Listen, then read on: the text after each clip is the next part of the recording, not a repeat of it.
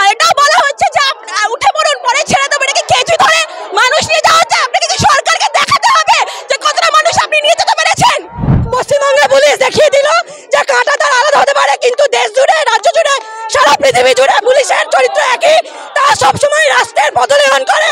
তার জন্য ছাত্রছাত্রীদের পিটিয়ে মারতে হয়, তা দিয়ে তাদের কিছু যায় আসে না। দুজনেই স্বৈরাচারের দালাল, দুজনেই আন্দোলনকারীদের ওপর হামলা করেছে এবং করবে, ভবিষ্যতেও করবে যতক্ষণ এদেরকে নামানো হচ্ছে নিজের গদি থেকে।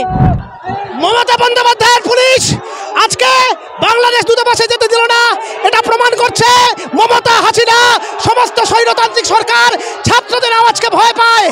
আমরা বলছি স্বৈরতন্ত্রের বিরুদ্ধে ছাত্রছাত্রীদের লড়াই চলবে, বাংলাদেশে হোক কি পশ্চিমবাংলায়, শেখ হাসিনা হোক কি মমতা বন্দ্যোপাধ্যায় কি নরেন্দ্র মোদী, ছাত্রছাত্রীদের লড়াই চলবে। আজকে আপনারা দেখতে পাচ্ছেন মমতা সরকার বিন্দু মাত্র কোনো তাদের খেয়ালই নাই, খামখেয়ালি আছে। একই জিনিস যেটা হাসিনা সরকার করে সেটা এখানে মমতা সরকার করছে। এটা তো মানে স্বৈরাচারদের মতন বিহেভিয়ার চলছে। আমরা এখানে একটা শান্তিপূর্ণ প্রোটেস্ট করতে এসেছি, এখানে দাঁড়িয়ে আমাদেরকে মেয়েদেরকে পর্যন্ত হাত ধরে ভ্যানে তুলে দেওয়া হচ্ছে। আর এটাও বলা হচ্ছে যে উঠে পড়ুন, পরে ছেড়ে দেবো। এটাকে কেজি ধরে মানুষ নিয়ে যাওয়া হচ্ছে। আপনাকে কি সরকারকে দেখাতে হবে যে কতটা মানুষ আপনি নিয়ে যেতে পেরেছেন?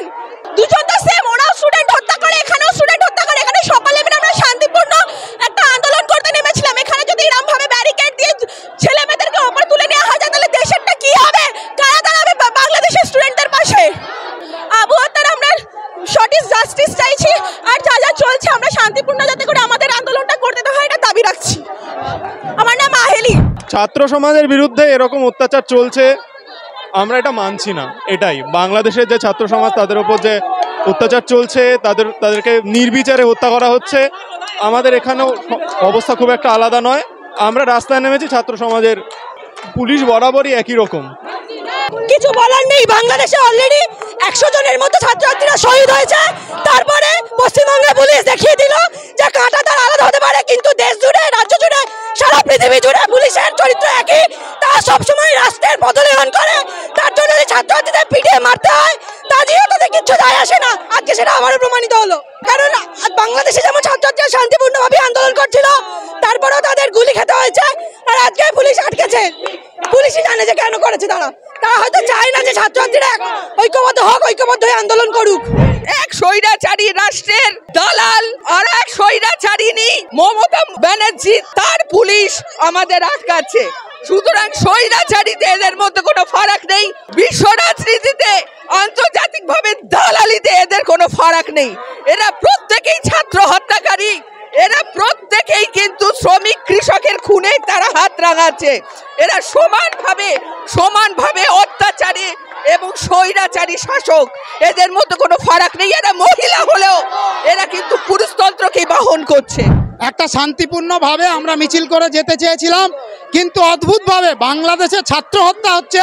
ভারতের ছাত্ররা, যুবকরা যখন রাস্তায় নেমেছে, তাদেরকে শান্তিপূর্ণভাবে মিছিল করার অধিকার না দিয়ে একটুখানি মিছিল আসতে না আসতে এখানে পুলিশ আমাদের আটকালো, আমাদের সহকর্মী কমরেডদেরকে গ্রেপ্তার করলো।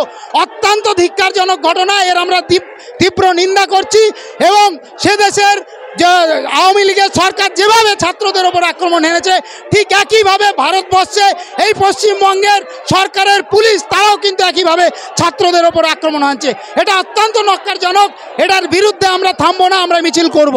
ওপার বাংলার এপার বাংলার পুলিশের কোনো পার্থক্য দেখছেন? কোনো পার্থক্য নেই, শাসকের একই রং। সরকারে যারাই ক্ষমতা রয়েছে, ছাত্ররা যখনই প্রতিবাদ করেছে, যখনই অন্যায়ের বিরুদ্ধে রুখে দাঁড়িয়েছে, যখনই ছাত্র খুন হয়েছে, ছাত্ররা পথে নেমেছে, তাকে আটকানোর চেষ্টা করেছে। ফলে এই ঘটনা প্রমাণ করে যে কি বাংলাদেশ কি ভারত, সমস্ত শাসকের পুলিশ এক, সমস্ত প্রশাসন এক। এইটার বিরুদ্ধে ছাত্ররা নেমেছে, আগামী দিনে আরও নামবে, এই আন্দোলন আরও তীব্রতর হবে। আমাদের আটকাচ্ছে, আমরা অন্যায়ের বিরুদ্ধে প্রতিবাদ করছি, আমরা ইন্টারন্যাশনাল সংহতি জানাচ্ছি, তার জন্য আমাদের আটকাচ্ছে। আমাদের কমরেডদেরকে এক্ষুনি গ্রেপ্তার করে দিয়ে গেলে আমাকে চেষ্টা করেছে, আমি কোনোভাবে নিজের মতো করে পালিয়ে এসেছি। আমাকে ছাত্রছাত্রী নিয়ে এসে 5 জন পুলিশ। এই যে বাংলাদেশের পুলিশ আর পশ্চিমবাংলার পুলিশের কোনো পার্থক্য দেখলেন?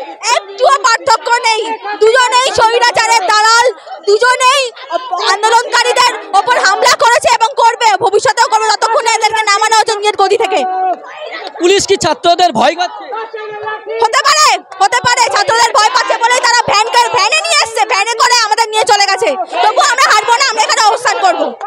আমাদের আজকে এখানে শান্তিপূর্ণ মিছিল ছিল, তার উপরে এই দালাল তৃণমূল সরকারের পুলিশ হামলা নামায়। আমরা দেখেছি যখন আগের বারও এই শেখ হাসিনা গুলি চালিয়েছিল, তার বিরুদ্ধে বিপ্লবী ছাত্র ফ্রন্টের বাংলাদেশ হাইকমিশনের প্রোটেস্টের ওপরে পুলিশ আঘাত নামায়, ছাত্রছাত্রীদের রাস্তায় ফেলে মারে।